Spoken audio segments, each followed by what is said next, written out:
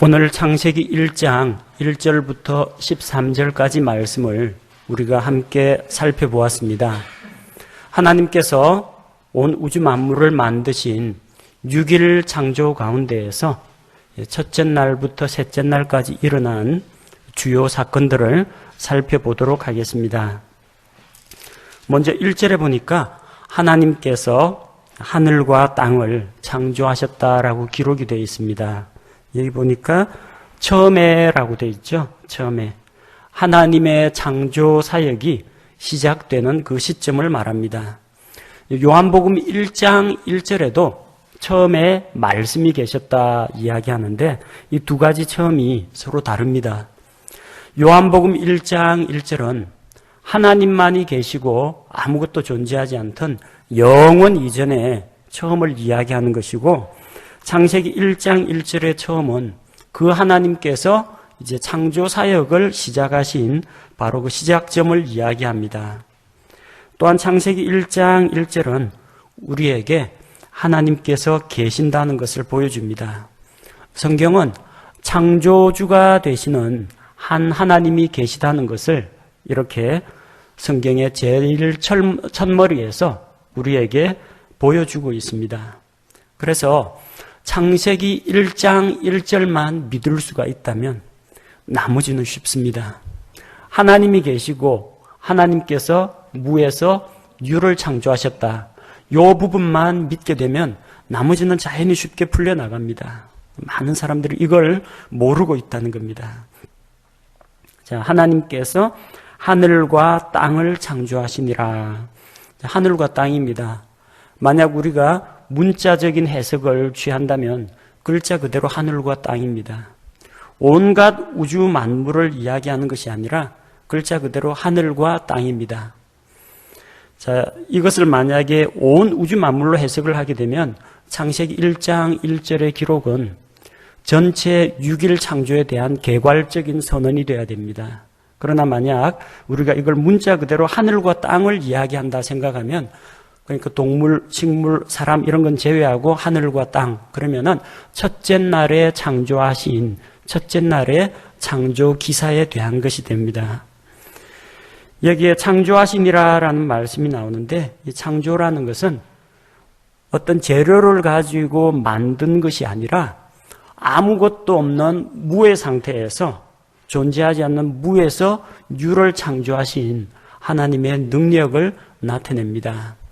그래서 우주가 무슨 알에서 대폭발을 했니? 생물이 조그만한 원생생물로부터 시작을 했니? 이런 거하고는 완전히 다릅니다. 하나님께서 모든 것의 출발점, 시작점이 되시고 이 모든 것들을 하나님께서 친히 창조하셨다는 것입니다.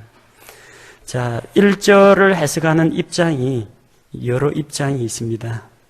우선은 이 1장을 하나님의 창조 사역 전체에 대한 그런 언급으로 보는 견해입니다. 그럴 경우 이 하늘과 땅이라는 것은 하늘과 땅과 그 가운데 있는 만물 모든 것을 포괄하는 개념으로 이해를 해야 됩니다. 그렇게 될 경우 창세기 1장 1절은 종합적인 개관, 종합적인 진술이 됩니다. 그런데 우리는 성경을 1차적으로는 문자적으로 받아들이기 때문에 하늘과 땅만 이날에 창조하셨다. 그래서 이걸 첫째 날의 창조 기록으로 보고 있습니다. 또 일부에서는 1절 처음에 하나님께서 하늘과 땅을 창조하시니라, 이것을 원창조라고 부르고, 자, 1절과 2절 사이에 거대한 어떤 긴 기간, 공백이 있다라고 주장하는 입장이 있습니다. 이걸 이제 갭 이론이라고 하고 재창조론이라고 하는데, 하나님께서 하늘과 땅과 모든 것을 창조하셨는데 그 중간에 1절과 2절 사이에 기록은 없지만 천상에서 루시퍼와 이 범죄한 천사들의 반역이 있었다는 겁니다. 그래서 하나님께서 이 범죄한 그 세계를 한번 쓸어버리시고 그 결과 땅이 형태가 없고 비어있게 되었다. 무질서와 혼돈이 찾아왔다라고 보는 그런 견해입니다. 1절은 원창조, 그 중간에 어떤 사건이 있었고 2절은 창조 세계가 파괴된 결과로 보고 3절 이하부터 6일간의 창조로 보는 그런 견해가 있습니다. 이걸 재창조론 혹은 갭 이론이라고 합니다. 그냥 성경을 바라보는 하나의 견해로 보시면 됩니다. 이거 가지고 뭐 창조론이다 재창조론이다 목숨 걸고 싸울 필요는 없습니다. 이런 여러 가지 입장이 있는데 우리가 어떤 것을 믿음으로 받아들이느냐 그 문제입니다. 또 세 번째 입장은 1절을 하나님의 원창조로 보시는데 창조하셨는데 모든 것을 질서정연하게 창조하신 것이 아니라 형체가 없는 재료 덩어리를 만드셨다고 보는 견해입니다. 2절에 있는 형태가 없고 비어있고 이런 상태에 최초의 창조를 하셨는데 아직은 형체가 갖추어지기 전이고 3절 이하부터 그것들로부터 원재료로부터 빛을 만드시고 또한 공간을 만드시고 하늘의 해와 달과 별들을 만드시고 이렇게 만들어 갔다 이렇게 보는 견해입니다. 자, 앞서 말씀드린 재창조론하고 차이점이 있다면 창조 세계가 하나님의 심판에 의해서 한번 파괴가 되었다. 그런 부분만 빠집니다. 그런 부분만 없지만 똑같이 무엇을 이야기하느냐면 6일 창조가 아니라 첫 번째 원창조가 한번 있고 그 다음에 6일 창조가 또 있었다고 보는 견해입니다. 그러니까 하나님의 창조가 한 번이 아니라 두 번이라고 보는 견해입니다. 자, 이것을 만약에 채택하게 될 경우 하나님께서 엿새 동안에 온 우주 만물을 창조하셨다라는 6일 창조를 부정하게 됩니다. 그래서 1절 말씀을 6일 창조에 포함시키고 그 가운데 6일 중에서 첫째 날에 있었던 일로 보는 견해가 보편타당한 견해라고 봅니다. 왜냐하면 출애굽기 20장 11절에 보니까 엿새 동안에 주가 하늘과 땅과 바다와 그것들 안에 있는 모든 것을 만들고 일곱째 날에 안식하였느니라. 그러므로 주가 안식일을 복되게 하여 그날을 거룩하게 하였느니라.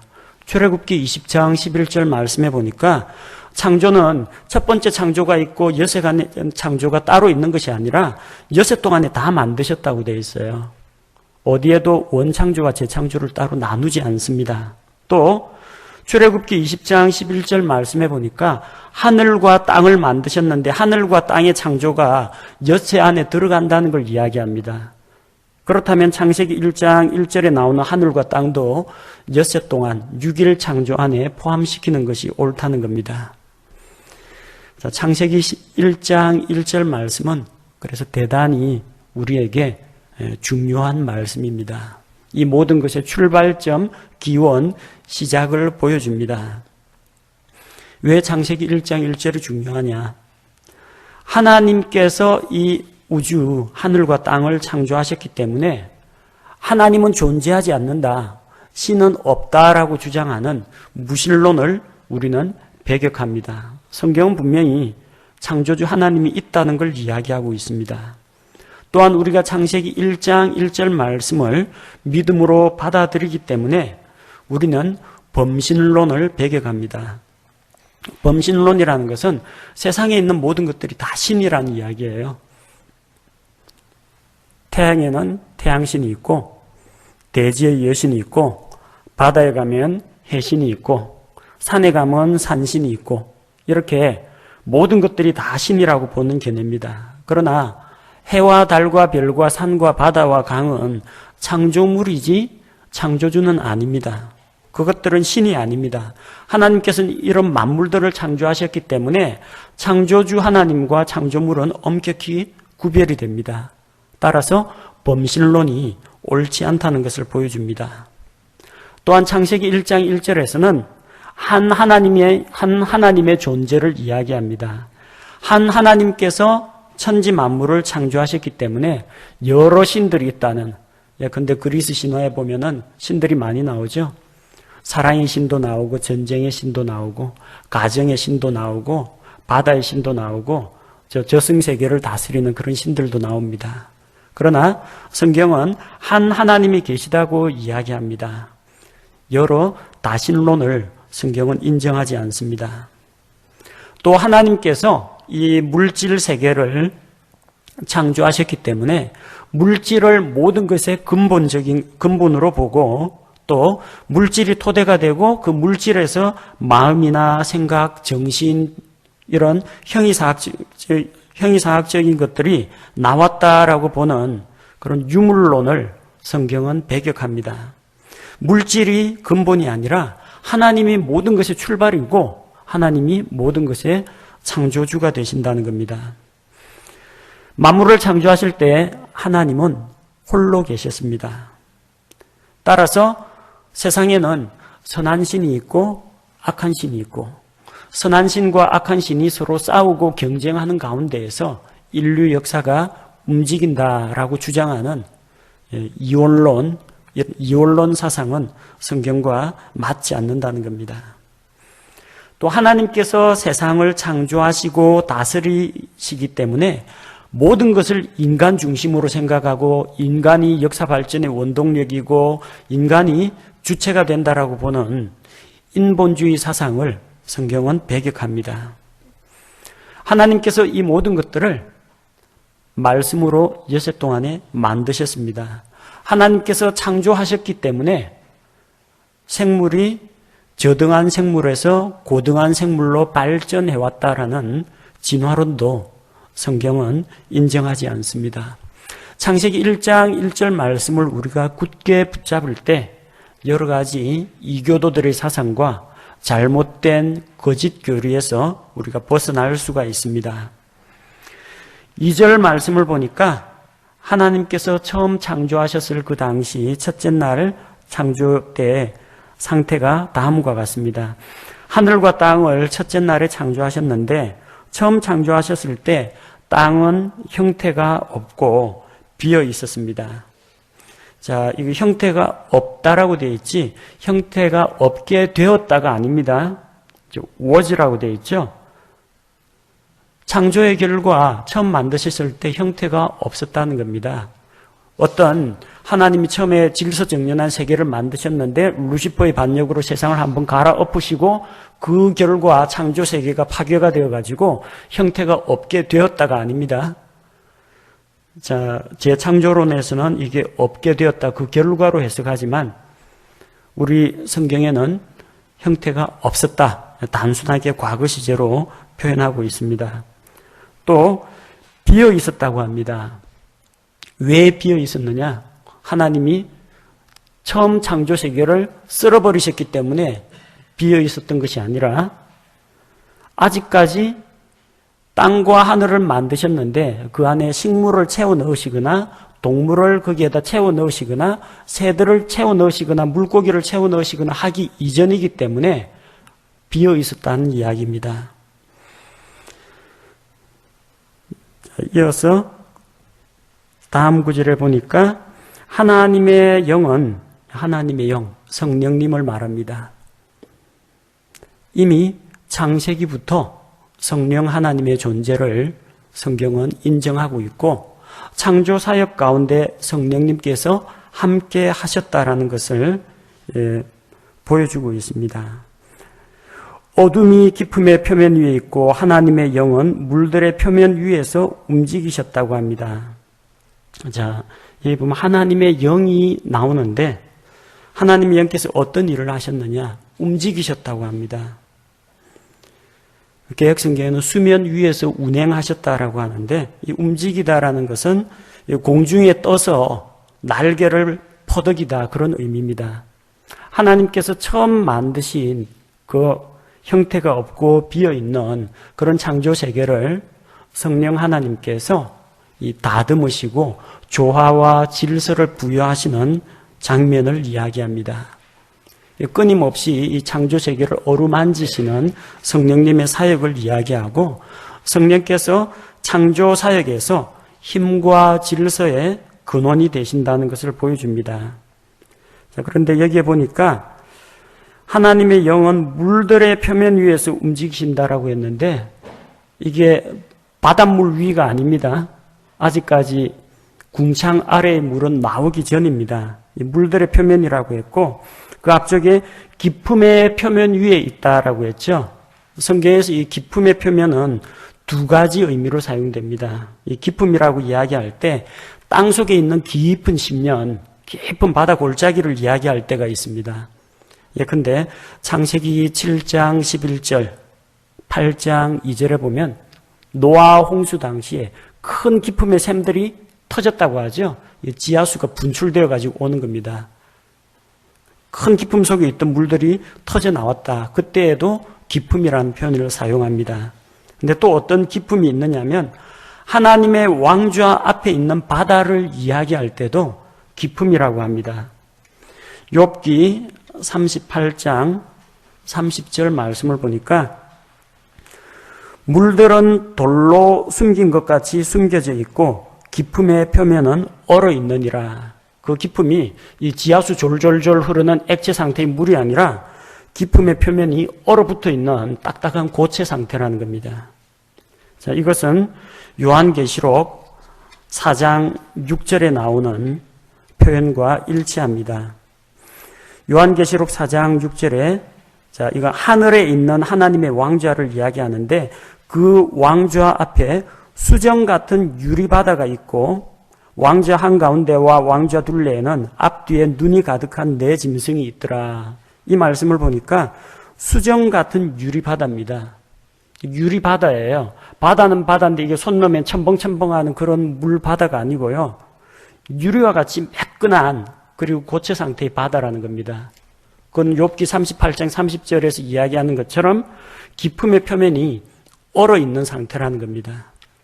자, 그래서 성경에서 기품을 이야기할 때는 저 바다 깊은 골짜기의 10년을 이야기할 때도 있고 지금은 2절에서는 바다가 만들어지기 전입니다. 그렇기 때문에 하늘과 땅을 만드셨을 때 그 하늘 위에 있는 둘째 하늘 위에 있고 셋째 하늘 하나님의 보좌 아래쪽에 있는 그런 유리바다를 이야기한다. 그렇게 보기도 합니다. 두 가지 중에 어느 것이냐는 전후 문맥과 그 본문에 따라서 우리가 읽고 해석하는 것이 필요합니다. 자, 그러니까 여기서 하나님의 영께서 물들의 표면 위에서 움직이셨다라고 이야기할 때 성령님께서 저 깊은 해저 심해 골짜기에 내려가서 거기서 움직이셨다는 이야기가 아니고요. 아직 그 세계는 창조되기 전이고 하나님의 보좌, 하나님의 왕좌 앞쪽에 있는 둘째 하늘과 셋째 하늘 사이에 있는 그 얼어붙어 있는 기품의 표면 위에서 성령님께서 일을 하고 계신 것을 보여줍니다. 자, 그 다음 3절에서 5절까지 말씀을 보니까 빛을 창조하신 이야기가 나오죠. 3절에서 하나님께서 이르시되 빛이 있으라 말씀하십니다. 성경에 기록된 하나님께서 친히 그분의 입으로 하신 최초의 말씀입니다. 빛이 있으라. 말씀으로 창조하셨습니다. 말씀으로 빛을 창조하셨습니다. 요한복음 1장 1절에서 3절 말씀에 보니까 처음에 말씀이 계셨고 이 말씀은 곧 하나님이시라고 했습니다. 그리고 이 말씀이 하나님과 함께 계셨고 그분이 없이는 이 말씀이 없이는 아무것도 지으신 것이 그분이 없이는 된 것이 없다고 했어요. 모든 것은 하나님의 말씀으로 창조되었다고 기록하고 있습니다. 자, 그러면은 우리는 여기에서 삼위일체 하나님께서 창조 사역 가운데 모두 등장하신 것을 봅니다. 창세기 1장 1절에 처음에 하나님께서 할 때 이 하나님은 엘로힘이라고 되어 있어요. 히브리어로 엘로힘은 엘이라는 하나님 엘의 복수형이 엘로힘입니다. 이 복수형이라는 것은 하나님께서 한 하나님이신데 세 인격체가 계시기 때문에 삼위일체를 시사하고 있습니다. 자, 엘로힘 그 복수형의 그 하나님께서 벌써 창세기 1장에서 드러나 계십니다. 모든 것을 주관하시고 계획하시고 담당하시는 분은 성부 하나님이십니다. 성부 하나님께서 창조 사역을 계획하십니다. 그 집행은 누가 하시느냐? 예수님께서 집행하십니다. 창조하실 때 하나님의 말씀으로 창조하셨죠. 그래서 성경에서는 요한복음 1장 3절에서 예수 그리스도 하나님의 말씀이 창조주라고 이야기합니다. 골로새서 1장 16절 17절에도 모든 것이 그분에 의해서 그분을 위하여 예수님에 의해서 예수님을 위하여 창조되었다고 합니다. 말씀으로 창조되었다는 거죠. 자, 실행하시는 분은 예수 그리스도십니다. 그런데 그 모든 것을 다 총괄해서 완성하시고 조화 있게 마무리 짓는 분은 성령 하나님이십니다. 창조사에게도 삼위일체 하나님이 등장합니다. 또한 우리를 구원하시는 구속사에게도 성부, 성자, 성령이 등장합니다. 에베소서 1장에 보니까 하나님께서 창세전에 계획하셨습니다. 예수 그리스도께서 이 땅에 오셔서 십자가를 지시고 죽고 부활하심으로 집행하셨습니다. 성령님께서 사람들의 마음을 여시고 죄에 대해서, 의에 대해서, 심판에 대해서 책망하시고 믿는 자를 다시 태어나게 하십니다. 또한 믿는 자들을 봉인하시고 구원의 확신을 주십니다. 완성은 성령 하나님께서 하십니다. 이처럼 삼위일체의 하나님께서는 영광과 권능과 신성과 능력과 본질 면에서 완전히 동일하지만 하시는 기능, 맡은 파트가 다르다는 걸 알 수가 있습니다. 이 삼위일체 하나님께서 이렇게 역사하셔서 만드시고 나서 하나님께서 그 빛을 보시니 좋았더라.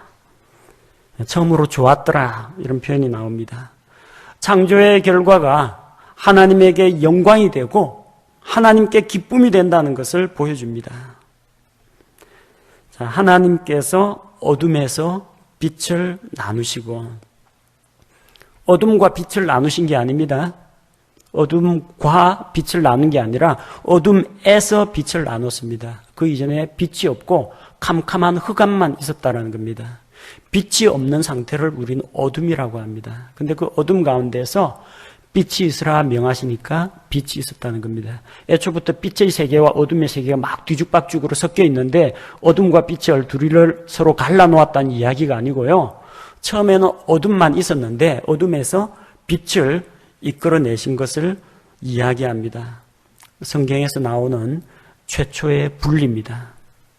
서로 같지 않은 것, 합쳐질 수 없는 것을 이렇게 분리해내셨습니다. 이집트에서 이스라엘 백성을 분리해내듯이 사탄의 왕국에서 우리를 이끌어내셔서 사망권세에서 구출해내서 하나님의 백성으로 삼으신 것처럼 하나님께서 어둠에서 빛을 만들어내셨습니다. 그래서 하나님께서 5절에 보니까 빛을 낮이라 부르시고 어둠을 밤이라고 부르셨습니다. 이때는 아직까지 해와 달과 별들이 창조되기 전입니다. 해와 달과 별과 같은 빛을 발하는 물체들, 이 천체들은 넷째 날에 등장합니다. 그러나 그 천체가 없을지라도 하나님께서 창조하신 그 빛이 있었기 때문에 낮과 밤에 그런 구분이 있었다는 것을 보여줍니다. 자, 그 저녁과 아침이 첫째 날이더라. 그 저녁과 아침, 유대인들의 날짜는 저녁부터 시작합니다. 하루는 해질 무렵부터 하루가 시작됩니다. 그래서 한밤이 되었다가 아침에 새벽이 되어가지고 해가 뜨고 낮 시간을 보내고 다음날 해질 무렵까지를 하루로 꼽고 있습니다. 그러니까 지금까지 있었던 이 내용 5절까지의 말씀이 첫째 날에 일어난 사건이라는 겁니다. 자, 그럼 둘째 날에는 어떤 사건이 일어났느냐? 하나님께서 이르시되 물들의 한가운데 궁창이 있고, 이 물들은 어디 있어요? 바닷물 아닙니다. 하나님의 왕좌와 이 둘째 하늘 사이에 있는 그 단단하게 표면이 얼어 있는 그 물들을 이야기합니다. 자, 궁창이 있어가지고 그것이 물들에서 물들을 나누라고 하셨습니다. 여기 궁창은 우리 지구 대기권을 이야기하는 것이 아니라 해와 달과 별들이 박혀 있는 저 둘째 하늘을 이야기합니다. 성경에 나오는 그 우주관, 유대인들의 우주관에 의하면 하늘은 세 개의 층으로 되어 있습니다. 그래서 삼층천이라고 부릅니다. 첫째 하늘은 어디냐? 지구를 둘러싸고 있는 이 대기권을 하늘이라고 합니다. 영어에서 흔히 말하는 스카이라고 하죠. 푸른 하늘, 구름 떠다니고 새들이 비행하고 있는 그 하늘을 이야기합니다. 그걸 첫째 하늘이라고 하고, 둘째 하늘이라는 것은 우주 공간을 이야기합니다. 하늘에 별이 하나도 안 보이네 이야기할 때 별이 대기권에 박혀 있을 리는 없잖아요. 별은 대기권 저 멀리 우주 공간에 박혀 있어요. 그때 이야기하는 하늘은 여기서 말하는 궁창 둘째 하늘을 이야기합니다. 그리고 셋째 하늘은 하나님의 왕좌가 계신 곳, 하나님의 보좌가 있는 곳을 셋째 하늘이라고 합니다. 사도 바울이 자기가 낙원으로 체에 올라갔는데 거기가 셋째 하늘이라고 부릅니다. 자, 그래서 여기 6절에 나오는 궁창이라는 것은 퍼머넌트라고 했는데 대단히 단단한 물질로 구성되어 있습니다. 거기에 해와 달과 여러 천체들이 있고 이것이 우리가 말하는 구름 둥둥 떠다니는 그 하늘이 아니라는 것을 알 수가 있는데 뭘 보면 알 수 있느냐 하면 시편 148편 4절에 보니까요. 시편 148편 4절에 보면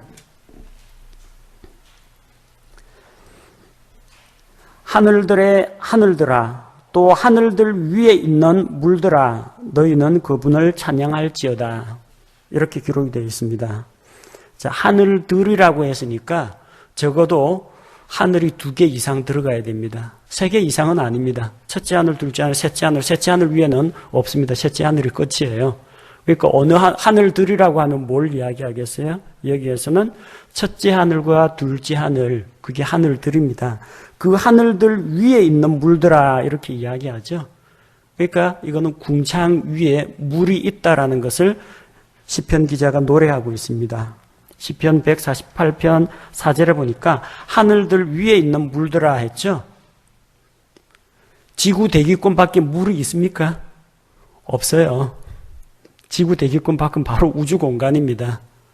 지구 둘레에 이게 물이 감싸고 있는 게 아닙니다. 시편 148편은 벌써 노아 홍수가 끝난 다음이에요. 노아 홍수 끝나고 시간이 벌써 천몇백 년씩 다 지난, 훨씬 더 지난 그 이후의 시간인데 하늘들 위에 물이 있다고 했어요. 지구 대기권 위쪽에 어떤 수증기층이나 물이 있다는 이야기가 아닙니다. 둘째 하늘 위쪽에 얼어붙어 있는 유리바다를 이야기합니다. 그래서 이 물들은 바로 앞서 우리가 살펴보았던 기품의 표면하고 관계가 있다는 겁니다.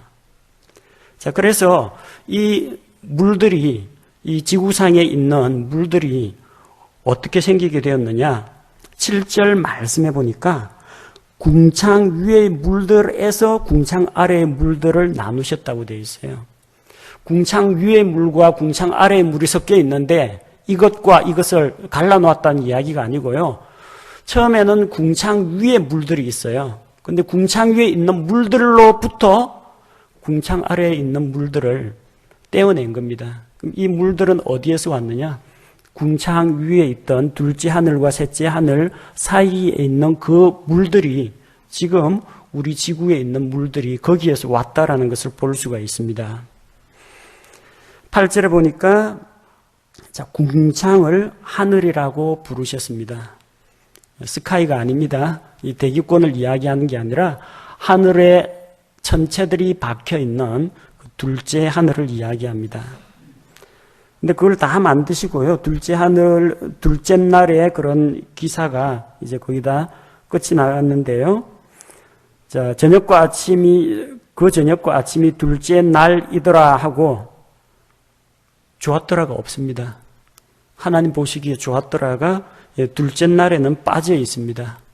이걸 바라보는 견해는 몇 가지가 있습니다. 그중 한 가지는 이 하늘에서 반역을 일으키고 셋째 하늘에서 쫓겨나서 이 쫓겨난 마귀와 악한 영적인 존재들이 어디로 갔느냐? 공중 권세 잡은 자라고 하죠. 에베소서 2장 2절에 공중의 권세 잡은 통치자, 그들이 셋째 하늘에서 쫓겨나가지고 이 둘째 하늘로 내려왔기 때문에 에베소서 6장 12절에 보니까 높은 처소들에 있는 영적인 사악함이라고 했어요.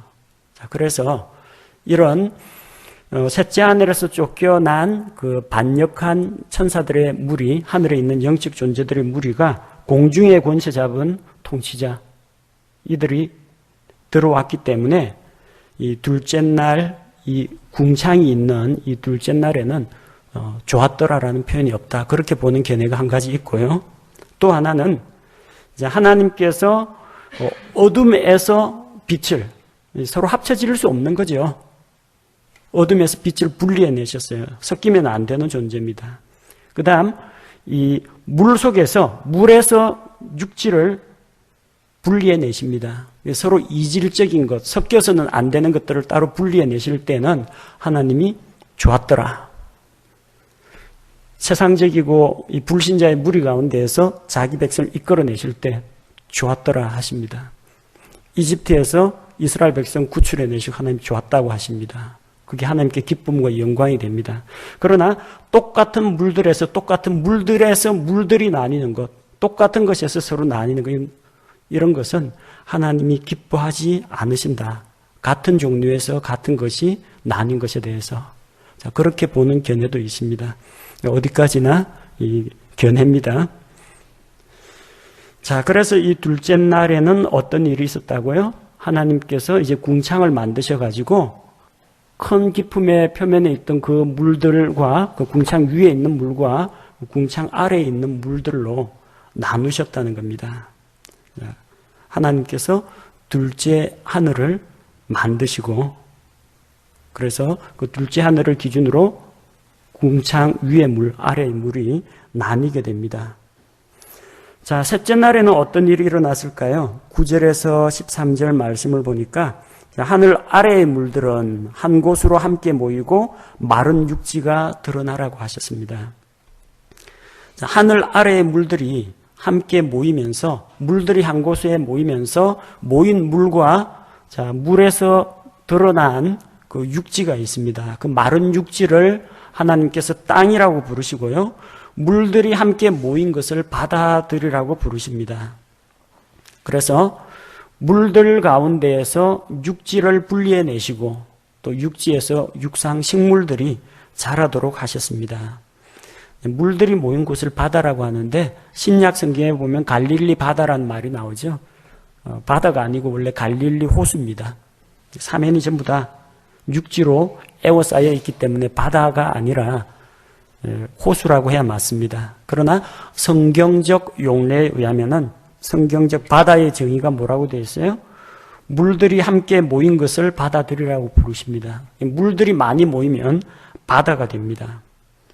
사해 바다라고 그러죠. 사해 호수입니다. 염해, 사해. 하지만 이것은 바다가 아니라 호수입니다. 역대상 18장 8절에 보면 솔로몬이 이 성전에서 씻는 데 사용하기 위해서 물을 담아두는 거대한 노수로 된 물통을 만들었습니다. 자, 그것을 가리켜서 성경에 놋바다라고 합니다. 영어로 Brazen Sea라고 하는데 노수로 만든 바다라는 거예요. 그게 뭐 호수나 강처럼 큰 것도 아니에요. 커다란 물통인데도 물들이 함께 모인 것을 성경은 바다라고 부릅니다. 물을 많이 모아두는 그릇도 놋바다라고 부릅니다. 자, 그래서 육지가 물 가운데에서 나왔습니다. 그리고 이 육지 가운데에서 드디어 식물들이 자라나기 시작합니다. 하나님께서 식물들을 만드셨어요. 어떻게 만드셨어요? 말씀으로.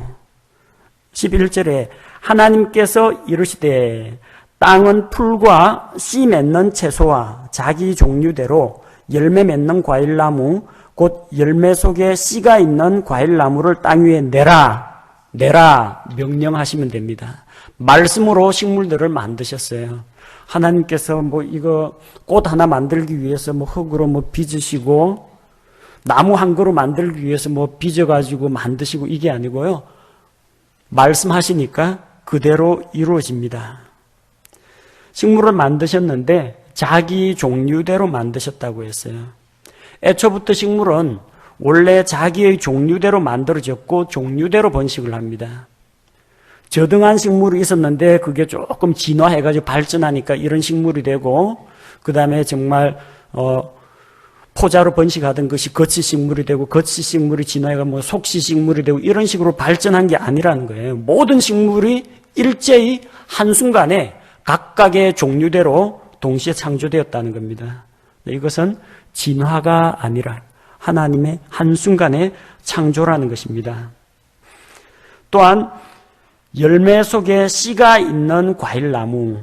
자, 열매가 있는데 그 안에는 열매 안에는 씨가 들어 있습니다. 열매 속에 씨가 있는 상태로 그 과일이 달려 있는 나무를 만드셨다는 겁니다. 과일나무는 창조될 때부터 그 속에 씨가 있는 상태로 창조가 되었다는 겁니다. 자, 만약에 식물이 씨앗 상태로 있었다고 하면요, 이거 자라나는데 세월입니다. 감나무 그 감씨 하나 심는다고 해가지고 이게 1년 만에 쭉 자라가지고 감이 열리거나 그러지 않습니다. 묘목을 사다가 심어도 보통 3년 지나야 열매 맺는 그런 과일나무들도 많이 있습니다. 식물이 만약에 씨앗 상태로 창조되었다면 이게 자라는데 엄청난 시간이 걸릴 겁니다. 그러자면은 지금 셋째 날에 식물들을 만드셨는데 넷째 날에는 이 새 종류하고 물고기 종류 만드시고, 이 다섯째 날에 날짐승들을 만드시고 물고기를 만드시고, 여섯째 날에 육상동물들을 만들죠. 이 육상동물들이 몇 년 동안은 나무 열매를 먹지 못한다는 이야기가 됩니다. 어쩌면 씨에서 이렇게 싹이 나왔는데 배고프다고 이 동물들이 그거 먹어버리면요, 그 나무 멸종당합니다. 하나님께서는 그런 씨앗 상태로 만들지 않으시고 애초부터 만드실 때 과일나무를 만드셨는데, 과일나무 씨앗이 아닙니다. 과일나무를 만드시고 잎이 널리 퍼져 있고 또 열매가 달려 있고 열매 안에 씨가 있는 상태로 만드셨어요. 그래서 며칠 뒤에 육상생물들 만들죠. 다섯째 날 되면 새들이 쪼아 먹겠죠. 여섯째 날이 되면 동물들이 그걸 따먹겠죠. 그래서 그것도 씨앗이 여기저기 퍼지겠죠. 이런 식으로 만드셨다는 겁니다.